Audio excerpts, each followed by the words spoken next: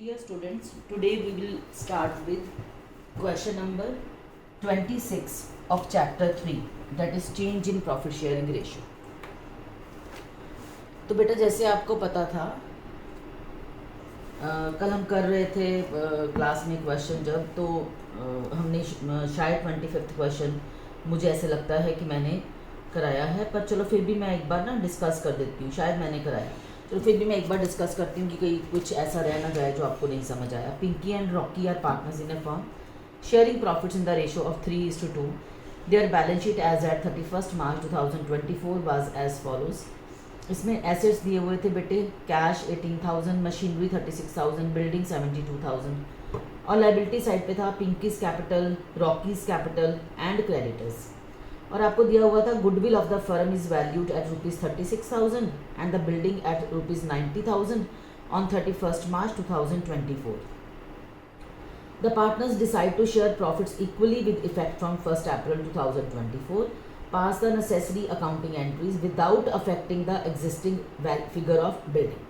तो बेटा जी होता क्या है, दो तरह की सिचुएशन होती है जब आपकी चेंज इन प्रॉफिट शेयरिंग होती है। दैट मीन्स रिकॉन्स्टिट्यूशन होती है पार्टनरशिप की। तो दो तरह की सिचुएशन होती है कि हमने एक तो हम जब रीवैल्यूएशन, मैंने बताया था जब change in profit sharing ratio होनी है तो revaluation of assets and liabilities होनी है। तो इस केस में भी रीवैल्यूएशन हुई है एसेट की, और बिल्डिंग जो है उसकी वैल्यू ऑलरेडी बुक्स में 72 है, पर हमने उसको बुक्स में कितना लिखा है 90, मतलब उसकी वैल्यूएशन जो हुई है वो कितनी हुई है 90,000। एक तो तरीका ये था कि हम रिवैल्यूएशन अकाउंट बनाते और उसमें जो इसकी बिल्डिंग की इंक्रीज वैल्यू है वो रिवैल्यूएशन के क्रेडिट साइड पे जाता, और वो प्रॉफिट जो था सब पार्टनर्स के बीच में इक्वली डिस्ट्रीब्यूट हो जाता। एक तो तरीका ये था, ठीक है, और बिल्डिंग की वैल्यू को हम बुक्स में लिख देते 90,000। सेकेंड तरीका क्या होता है कि हमने जो एग्जिस्टिंग वैल्यू है वही बिल्डिंग में लिखनी है without affecting the existing figure of building. इसका मतलब है कि हमने बिल्डिंग की वैल्यू बुक्स में चेंज नहीं करनी, उसको वैसे ही रखना है, बट जो increase in value of building है उसका क्रेडिट हम किसको दे देंगे, जो पार्टनर सेक्रीफाइस हो रहा है, जिसको सेक्रीफाइस हो रहा है उसको हम उसका क्रेडिट मिल जाएगा, क्योंकि फ्यूचर में जब बिल्डिंग की वैल्यू दोबारा की जाएगी तो क्योंकि उसका शेयर कम हो चुका है तो उसको कम वैल्यू मिलेगी। तो आज ही हम उसको कंपनसेट कर देते हैं। एक पार्टनर को हम डेबिट कर देंगे जो गेनिंग वाला पार्टनर है, और जो सेक्रीफाइसिंग पार्टनर है उसको हम क्रेडिट कर देंगे। जब मैं कल आपसे ये क्वेश्चन डिस्कस कर रही थी, when I was discussing with you बेटा, तो मैंने आपको बताया था कि हमने क्या निकालना है, हमने इसकी सेक्रीफाइसिंग और गेन निकालना है। जब मैं क्वेश्चन नंबर है बेटे ये 25, जब मैं इसका सेक्रीफाइस और गेन निकालूंगी बेटा तो हम देखेंगे पिंकी का शेयर जो है, पिंकी का शेयर पहले 3/5 है और अब पिंकी का शेयर है जो 1/2 हो जाना है। तो मैं निकाल के देख लेती हूँ कि पिंकी का सेक्रीफाइस है, पिंकीज सेक्रीफाइस, ठीक है। पिंकी का सेक्रीफाइस क्या आएगा, इसका पुराना शेयर, ठीक है, माइनस इसका न्यू शेयर जो है इक्वल है। तो जब मैं इसको निकालती हूँ तो ये आ जाता है 1/10। इसका मतलब इसका नया शेयर जो है वो कम है। तो अगर पिंकी का सेक्रीफाइस है तो नेचुरली रॉकी का गेन आना है, तो रॉकी का गेन भी 1/10 आना है। एक तो गुडविल के लिए कैलकुलेशन करनी है। गुडविल ऑफ द फर्म कितनी है, गुडविल ऑफ द फर्म है बेटे ₹36,000। जब मैंने इसके लिए एडजस्टमेंट करनी है तो 1/10 शेयर से मैंने एडजस्टमेंट करनी है। दैट मीन्स 36,000 का 1/10, दैट मीन्स 3600। तो जो सेक्रीफाइसिंग पार्टनर है उसको क्रेडिट कर देना है और गेनिंग पार्टनर को डेबिट करना है। गेनिंग पार्टनर रॉकी है, सो रॉकी को हम डेबिट कर देंगे फॉर एडजस्टमेंट ऑफ गुडविल, और जो पिंकी है उसको क्रेडिट कर देंगे। सिमिलरली बेटा बिल्डिंग की वैल्यू जो रिवाइज्ड वैल्यू ऑफ बिल्डिंग या रिवैल्यूड वैल्यू ऑफ बिल्डिंग जो है वो कितनी है बेटे 90,000, और एग्जिस्टिंग वैल्यू ऑफ बिल्डिंग कितनी है, एग्जिस्टिंग वैल्यू ऑफ बिल्डिंग है बेटा 72,000। So increase in the value of building कितनी है, increase in value of building is ₹18,000। सो 18,000 रुपया वैल्यू ज़्यादा है, ठीक है। तो अभी हम क्या करते हैं, क्योंकि फ्यूचर में भी एसेट्स में या जो होते हैं लाइबिलिटीज़, अल्टीमेटली जब बिजनेस बंद होता है तो ये डिस्ट्रीब्यूट हो जाते हैं पार्टनर्स के बीच में। पर वैल्यू बिल्डिंग की बढ़ रही है, अगर बढ़ रही है बिल्डिंग की वैल्यू इस वक्त, तो जो सेक्रीफाइसिंग पार्टनर है उसको फ्यूचर में इसकी वैल्यू कम मिलेगी, तो हम आज ही उसको कंपनसेट कर देते हैं। तो कितने के लिए कंपनसेट करना है? 1800 रुपये के लिए, ठीक है। सो 1800 से हम सेक्रीफाइसिंग पार्टनर को क्रेडिट कर देंगे, पिंकी को हम क्रेडिट कर देंगे, और किसको हम डेबिट करेंगे बेटा? रॉकी को हम डेबिट करेंगे। सो मेरे अकॉर्डिंगली आपको समझ लग गई होगी। So Rocky's capital account will be debited and Pinky's capital account will be credited. Now बेटा I will move on to question number 26। Question number 26 में क्या दिया हुआ है? Preparation of balance sheet. A, B and C were partners in a firm sharing profits in the ratio of 3:2:1. Their balance sheet as on 31st March 2015 was as follows. Balance sheet बेटा जी आपको दी हुई है। Balance sheet में क्या है? Assets हैं, land, building, plant, stock, debtors and bank. Liability side पे है creditors, bills payable, general reserve and capital accounts. From 1 April 2015 A, B and C decided to share profits equally. तो उन्होंने future में decide किया कि जो profits हैं equally share करने हैं। For this it was agreed that, क्या एग्री किया गया? Goodwill of the firm will be valued at ₹1,50,000, land be revalued at 80,000, building be depreciated by 6%, creditors of ₹6,000 were not likely to be claimed and hence should be written off. तो हमें एक तो partners revaluation account बनाना है, ठीक है, partner का उनका revaluation account बनाना है। सो अगर मैं रिवैल्यूएशन अकाउंट बनाऊं बच्चे, तो मैं थोड़ा सा डिटेल पे तो नहीं जाऊंगी बेटे, तो आपको पता है सारा इसमें फॉर्मेट हमने बनाना होता है। सो आई सपोज बेटा जी आप सारा ये सिलेबस साथ साथ में करना ताकि आपको दिक्कत ना आए। It was difficult for me to take the classes from the school, so I am sending you बेटा video so that you may be able to cover your syllabus very efficiently. So यहाँ पे आ गया land will be revalued at, land की value पहले 50,000 है, सो by land, क्योंकि और अगर किसी को दिक्कत आती है बेटा you can call me, message कर सकते हो, कॉल कर सकते हो कि आपको ये पॉइंट नहीं समझ आया है तो I will make you clear. To building, building की वैल्यू 50,000 है, 6% है तो 3,000 हो गया। Creditors of ₹6,000 were not likely to be claim, so by आ गया बेटे क्रेडिटर्स, क्योंकि अगर क्रेडिटर्स क्लेम नहीं होने तो आपको फ़ायदा हो गया, तो 6,000 के क्रेडिटर्स हो गए। ये हो गया 36,000 इस तरफ, ये 3,000, so to profit transferred to profit transfer to A, B and C। So 33,000 का प्रॉफिट आप डिस्ट्रीब्यूट कर देंगे इनकी पुरानी रेशो में। अगर पुरानी रेशो में मैं जाऊँ तो वो 3:2:1 है, सो 33,000 का 3/6 16,500 होगा, इसका 1/3 11,000 होगा, और इसका 1/6 5500 होगा। और जब मैं इसको टोटल करूँगी बेटे तो ये 33,000 आ जाए, ठीक है, और ये टोटल आ गया 36,000, so that should be at parallel. So ये आ गया। इसके बाद उन्होंने बोला इसके पार्टनर्स के कैपिटल अकाउंट्स बनाओ। सो पार्टनर्स के अगर कैपिटल अकाउंट्स बनाने हैं, ठीक है, तो मैं कैसे बना सकती हूँ पार्टनर्स कैपिटल अकाउंट्स?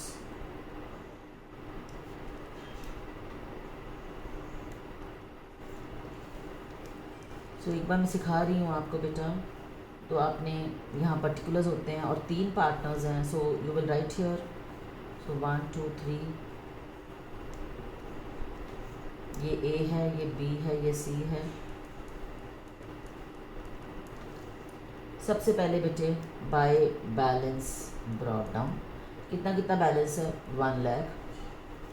दूसरे का बैलेंस है 50,000, तीसरे का बैलेंस है 25,000। और बेटा जी रिवैल्यूएशन अकाउंट आपको पता है ना, अभी अभी आपने निकाला। सो बाय रिवैल्यूएशन अकाउंट 16,500 एक का, 11,000 इसका और 5,500 इसका। उसके बाद बेटा जी गुडविल की एडजस्टमेंट है, ठीक है, गुड, और जनरल रिजर्व भी है। चलो मैं जनरल रिजर्व ट्रांसफ़र करती हूँ पहले, क्योंकि जब क्वेश्चन में ना बताया हो तो मैंने आपको बोला था जितने भी एक्यूमुलेटेड प्रॉफिट्स एंड रिजर्व्स होंगे वो आपने डिस्ट्रीब्यूट करने पार्टनर्स के बीच में। 30,000 का जनरल रिजर्व है, सो ये आएगा बेटे 15,000, ये आएगा 10,000 और ये आ जाएगा 5,000,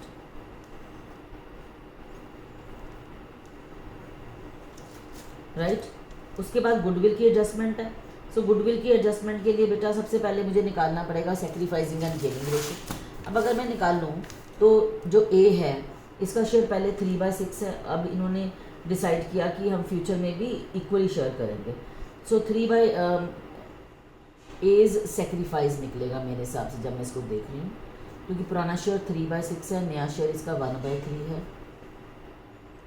सो ए का सेक्रीफाइस आया 1/6। बी का अगर हम देखें तो बी का सेक्रीफाइस का ही फार्मूला लगा लेते हैं, पर ये नो गेन नो प्रॉफिट आना है। 2/6 माइनस 1/3, सो ये आएगा 6। So no gain oblique sacrifice. और सी का नेचुरली बेटा गेन आएगा। गेन का फार्मूला क्या होता है? New share minus old share.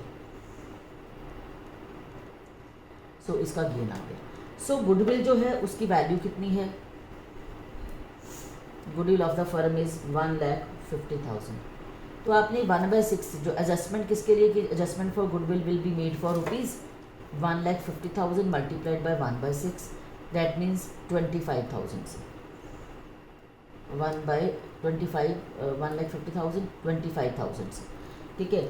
सो 1,50,000 का 1/6, हाँ यस 25,000 से। इसका मतलब सेक्रीफाइसिंग पार्टनर को क्रेडिट कर दो। सेक्रीफाइसिंग पार्टनर कौन है बेटा? Sacrificing partner is A. So A को मैं 25,000 से क्रेडिट कर दूंगी और यहाँ पे लिखूंगी 2B, क्योंकि एंट्री होगी, क्या एंट्री होती है? A's capital B's capital account debit, so credit करना, सॉरी। सो ये आएगा 25,000। सो यहाँ आएगा बाय बीज कैपिटल अकाउंट, क्योंकि एंट्री क्या होगी? B's capital account debit to A's capital account, ठीक है। और हमने सी को क्या करना है? डेबिट करना है, ठीक है जी। So by C's capital account, और हमने सी को डेबिट करना है तो आएगा to A's capital account, because the entry will be C's capital account debit to A's capital account. So ये आएगा 25,000, ठीक है। सो ये बेटा जी आपका बनेगा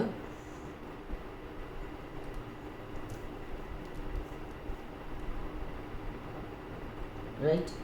सो क्रेडिटर्स हैं, जनरल रिजर्व डिस्ट्रीब्यूट किया, गेन ऑन रिवैल्यूएशन है, पार्टनर्स कैपिटल अकाउंट 71,000 इसका आएगा, और सी का आ रहा है 10,500 सी का गेन, तो सी को डेबिट करना है।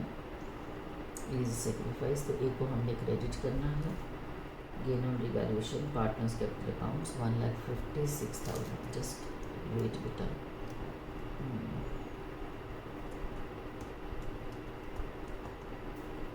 वन लाख ए का बैलेंस है, रिवैल्यूएशन अकाउंट 1,16,500 15,000,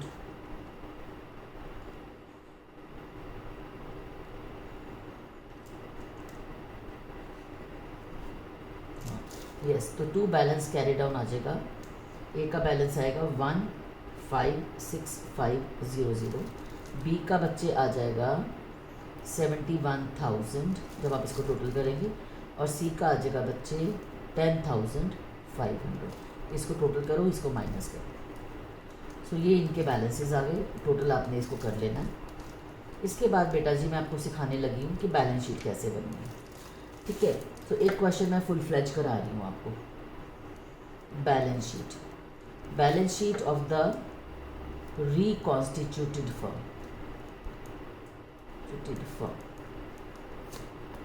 बैलेंस शीट कैसे बनेगी? यहाँ पे आएगा एसेट्स, यहाँ पे आ जाएगा liabilities,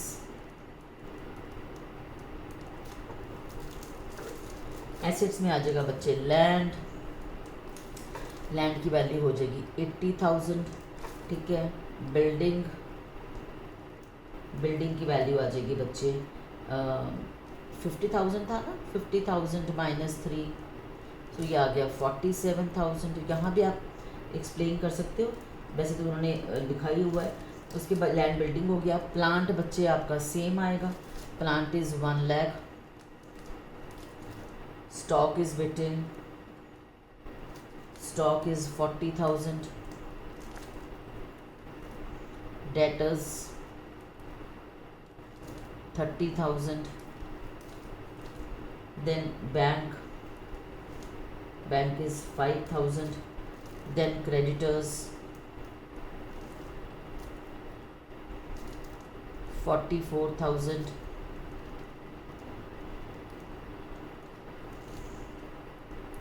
bills payable 20,000, general reserve नहीं आना बेटा क्योंकि हमने डिस्ट्रीब्यूट कर दिया, और कैपिटल अकाउंट्स ABC कितने आ जाएंगे बेटे 1,56,500, 1,56,500, दूसरे का आ जाएगा 71,000, तीसरे का आ जाएगा 10,500। सो टोटल आपने यहाँ पे लिख देना है 1,56,500, 71,000, देन 10,500। सो ये आ गया 2,38,000। सो बेटा जी अगर मैं इसको टोटल करूँ ये आ गया 3,02,000। सिमिलरली आपने इस साइड को भी टोटल कर लेना है।